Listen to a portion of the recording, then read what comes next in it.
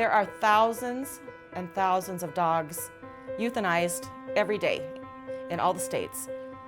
And we can save all those dogs. That's why if we see it pregnant, we'll always pull it from a shelter because we know that she has a really high chance of being euthanized before she has those puppies so that they don't have to deal with the pups. If you have puppies in a shelter, they're more likely to get sick from all those other dogs coming in because you don't know, especially if it's one where they take in strays, you don't know what those dogs are carrying. So it's always better to rescue, and rescue dogs are fabulous. If you see a dog that has been sitting in a shelter for 2 or 3 years that has all these issues, that's scared, that's maybe aggressive, and he gets in a home and he feels safe, it's like night and day. And I could show you one because I have one right in there that was the same way. And he's the best dog ever. So they know they're safe and they will love you forever.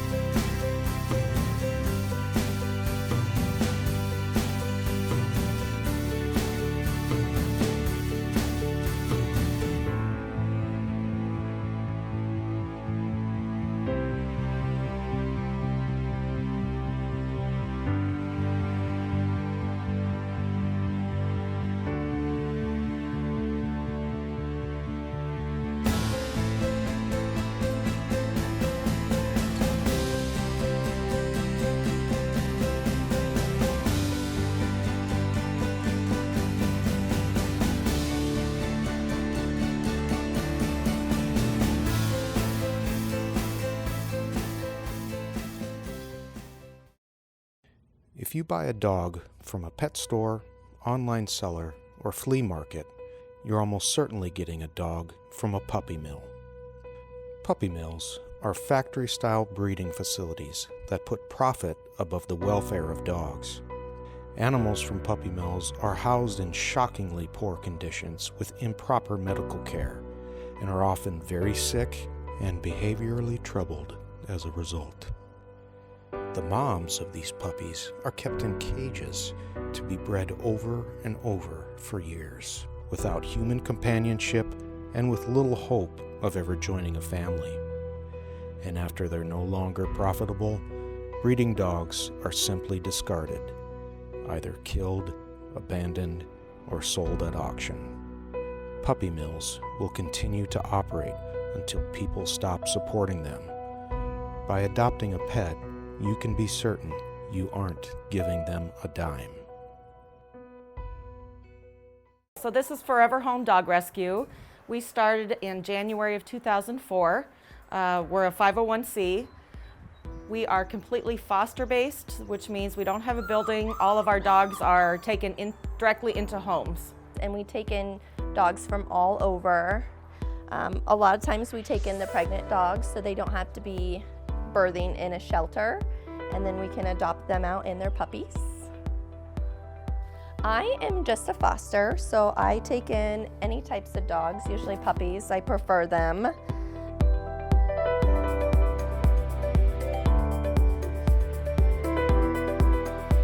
Well, I joined Forever Home about 2.5 years ago as a foster of puppies, and have also taken on the role of adoption coordinator and also foster a lot of fearful dogs at this point. So it's kind of, I'm opening my horizons to a lot of other things too. I love just having dogs around. I think animals are really great for balance. I teach, and so having a balance to teenagers is wonderful. But also I think it's good for my dogs. They're older, now they're 10 and 11 and 6 years old, and it helps to keep young dogs around to keep them active. And then I love being that part of making a forever home for a dog, and then they get that wonderful addition to their family. That's really fun for me. We get lists of dogs and pictures and descriptions every single day of dogs that are going to be euthanized. If we can get them tagged and get them transported to us, and get them in foster homes, then we've saved that many lives. We pull a lot of dogs from Texas and Oklahoma where there's many high kill shelters.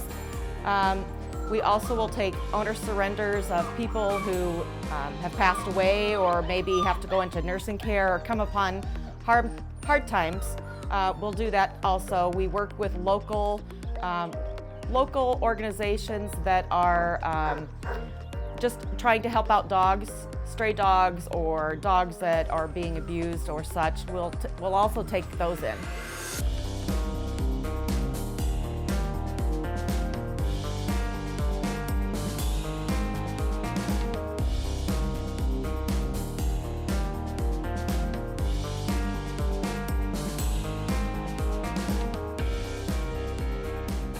So this is Goldie. She is the mom of the 11 pups.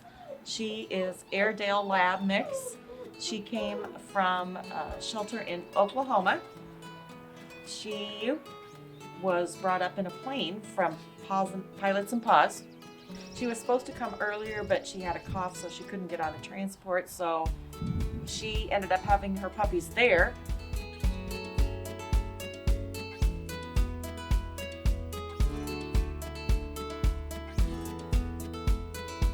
Come here, Goldie. Come here, baby girl.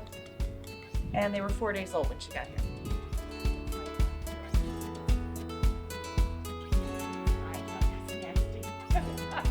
We are splitting up this litter of puppies.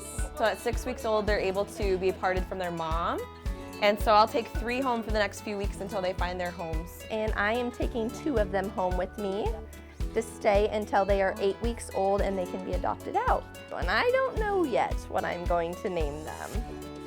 Since they are Memorial Day babies, I think we're gonna name them some military names. It's unfortunate that it's summer because I'm a teacher and during the school year I always have my students name them. So I'm gonna have to be creative, which is not my strong suit, but we'll figure it out.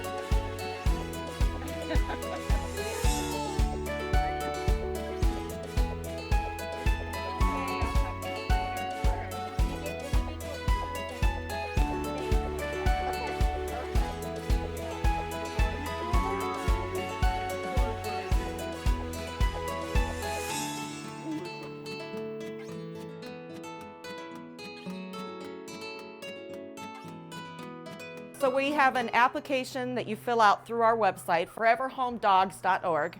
Under the Adopt tab, there's an application. Once that's received, we will do a vet check to make sure the dogs are in the home or cat are current on all their shots. They're spayed and neutered, and they have yearly heartworm tests and do preventatives. We also check to make sure that if they say they own their home, that they actually do. So we'll check with the assessor's office on that. And then once that's done, we'll send it to the adoption coordinator for that particular dog. They'll set up a meet and greet with the foster. And then if that works out and they are spayed and neutered and ready to go, they can be adopted.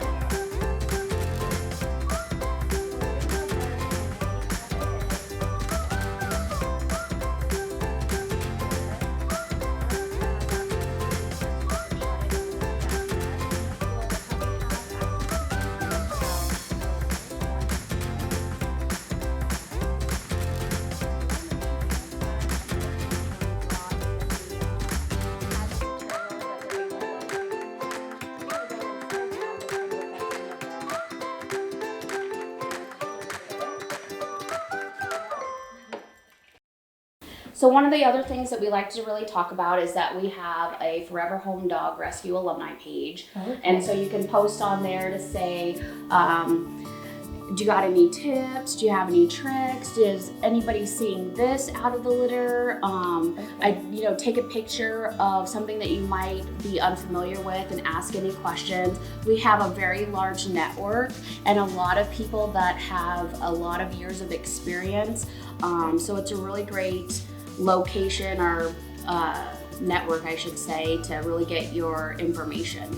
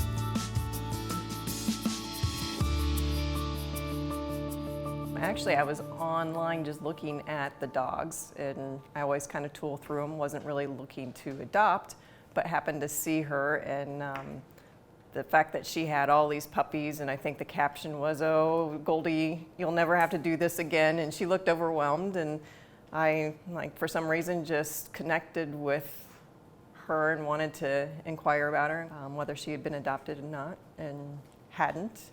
Went out and talked to Carla and met Goldie, and we bonded right there and then. And went home, thought about it for a few days, and came back and got her, and the rest is pretty much history. But she's, from day one, has been wonderful. Sweetest dog I've ever met, and I'd rather rescue a dog any day. There's something about a rescue dog that you bond with. I mean, they're forever grateful for you rescuing them, and I've had several rescues, and I've always found that they're the most grateful, best dogs I've ever had. The biggest thing I would say is don't overlook the less popular dogs. I spend a lot of time with fearful dogs and training them, and they turn into really, really fantastic dogs if you put in the extra time up front. And so puppies are awesome. I love puppies, don't get me wrong, but just don't forget there might be some others that are a good fit as well. I started off working at a vet clinic as a kennel supervisor, did that for a number of years, discovered I loved working with dogs that had issues. And so when I left there, I got into doing basic dog training and some behavior problems, just making sure dogs are happy and well adjusted and happy at home. So when I first get to your house, I'll greet you. I probably will not greet your dog until they're calm, because we want them to have that calm behavior. A lot like a kid. A hyper kid's hard to work with, a calm kid's easy to work with. The same with the dogs. I'll start off doing an assessment, seeing what the dog already knows. Do they know sit? Do they know stay, down, wait, heel? And then we kind of start the training from there. So we'll start, if the dog knows nothing, we'll start with the basic sit command. Get that sit solid, because that's going to be your biggest go-to command you'll ever use, is sit and stay. I usually go to sit, a down command after that, where I have them lay down, and then we start working on the stay, the heeling, and then depending on what the owner is looking for, depends how far we can go with it.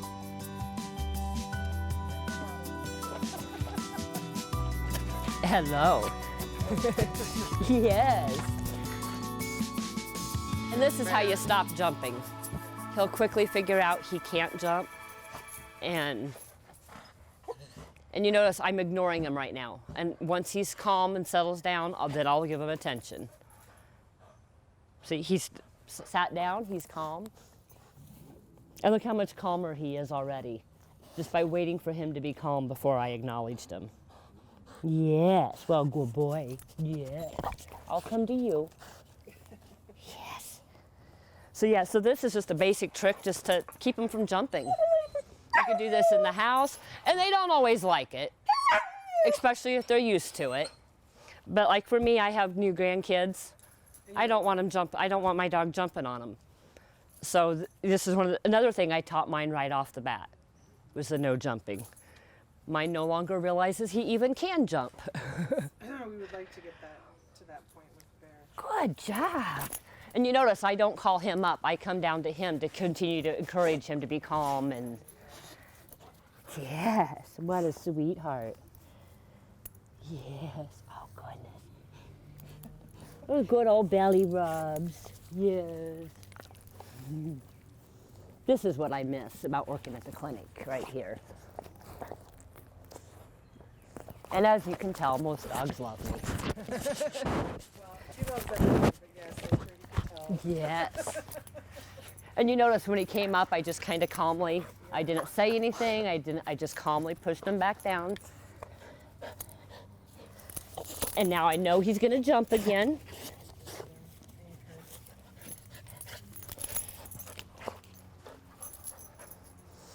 And you just shorten it up to where they can't jump.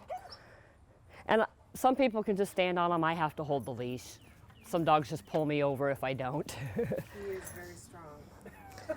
But you notice how calm he got once he realized he couldn't jump. He just kind of laid down and was like, okay. And the more you do it, the more he'll figure out he can't do it. Right? Isn't it? I know, it's so hard. You're just used to jumping. And like I said, obviously I'm not hurting him. I'm not. Normally I would have a treat with me and I would give you a treat for the good behavior, but we'll do it for attention tonight. You seem to like that.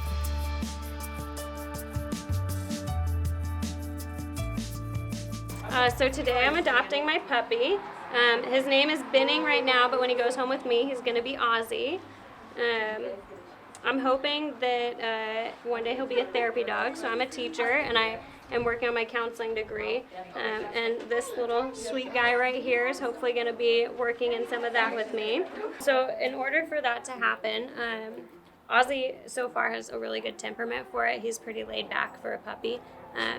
And so we will be signing up for classes somewhere in Des Moines and doing basic obedience classes at first, and then there's different levels of obedience classes.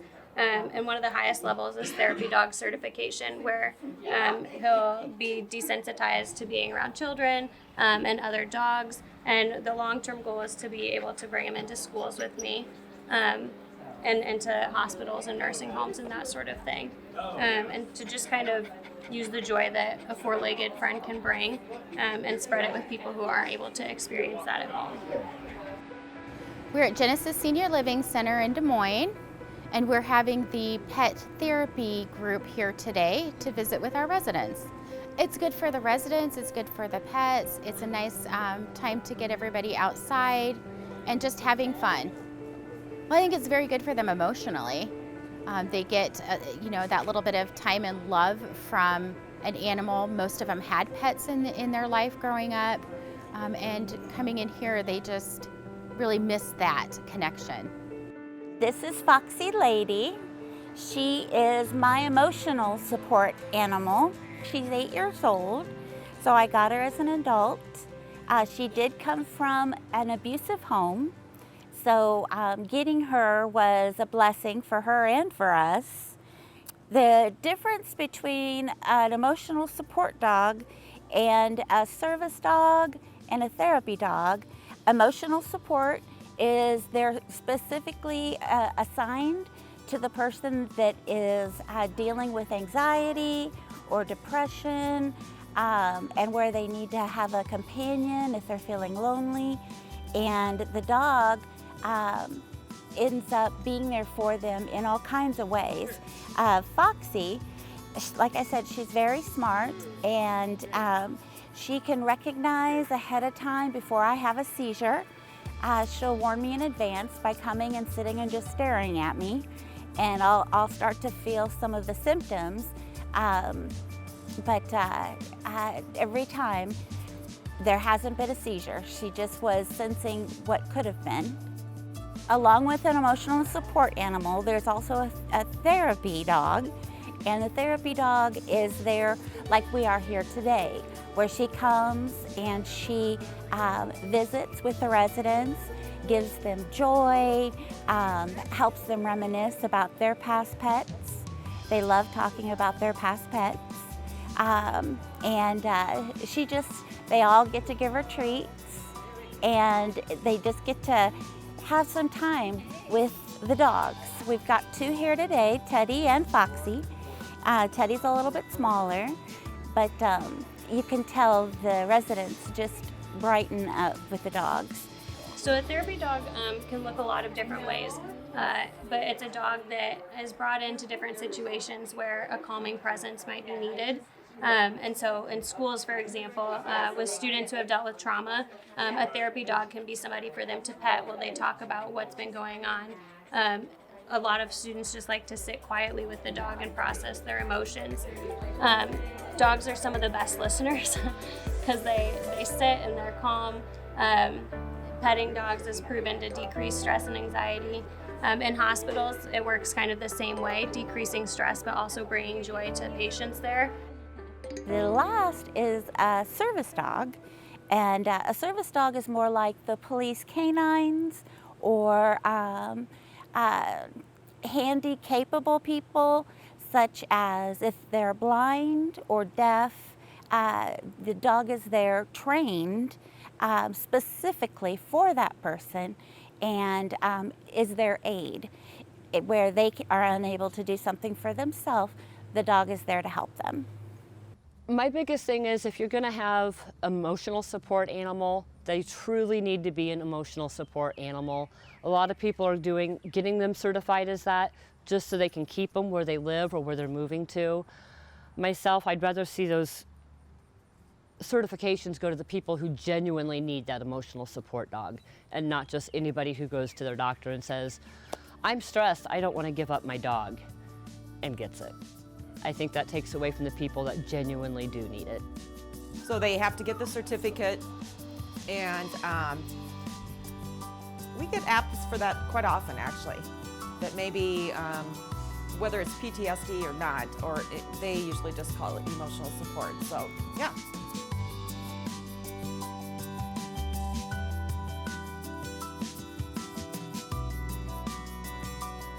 We wanted to add to our family, so we're looking into adopting dogs. We wanted to go with a rescue instead of a breeder because there's so many dogs out there that need rescued, so many animals that need a good home. I had a friend that actually went through Forever Home adopting one of her puppies. So this is Echo. We're gonna rename her to Callie. The girls all picked out the name for her.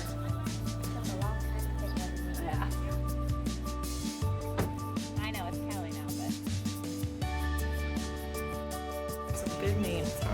This is Allison, and she's taking a boy and a girl home of Goldie's pups today. Oh, Names to come later. So she's got the two littlest ones. Right? Yeah.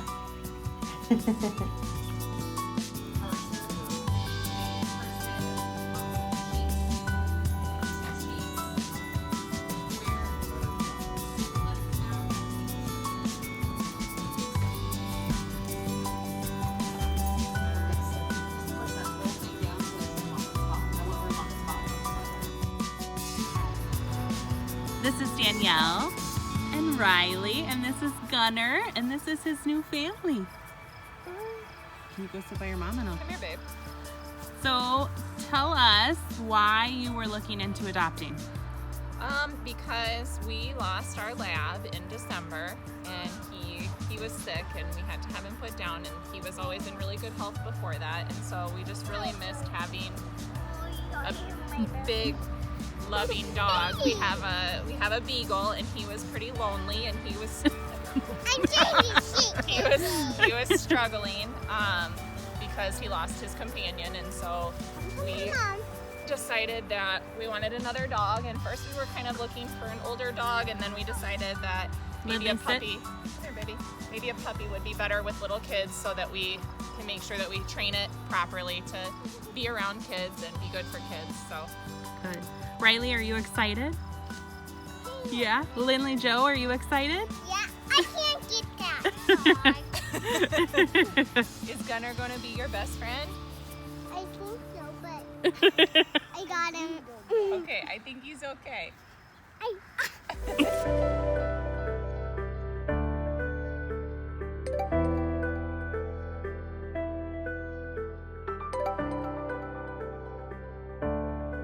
I mean, the puppies go quick. I watched their website for over a year, and they get tons of puppies and older dogs in, and they're not there very long. 15 pounds when we first got him at 10 weeks old, and now he's about 60 pounds at 8 months old. They told us to expect around the 80-pound range, which him being 8 months old, I can totally see. They usually grow until they're a year old, so we're still waiting for the final outcome. We've had a very positive experience.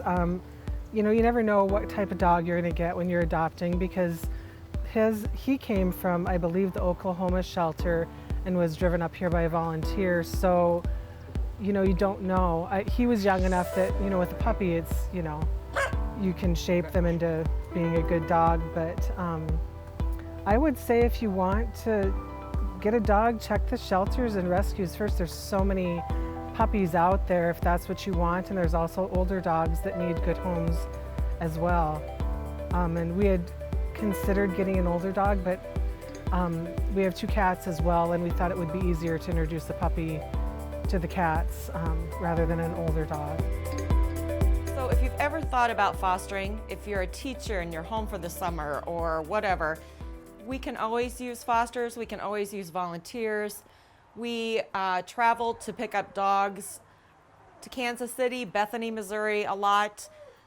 That's another way you can help if you're not able to take a dog into your home. You can come and help out at events and help take care of the dogs, help with fundraising. We have a big fundraiser coming up in the fall, September 28th. It's our biggest one of the year. It's at Cabaret in Ankeny. So we'll have dogs there. It's a dog-friendly patio.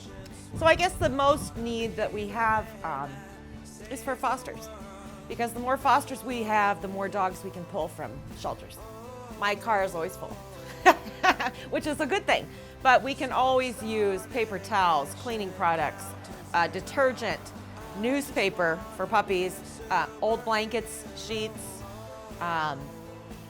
A lot of time when people lose their dog and they know they're not going to get another one, they'll call us and give us whatever they have left, and that's wonderful. Leashes, collars, you know, anything dog related is great.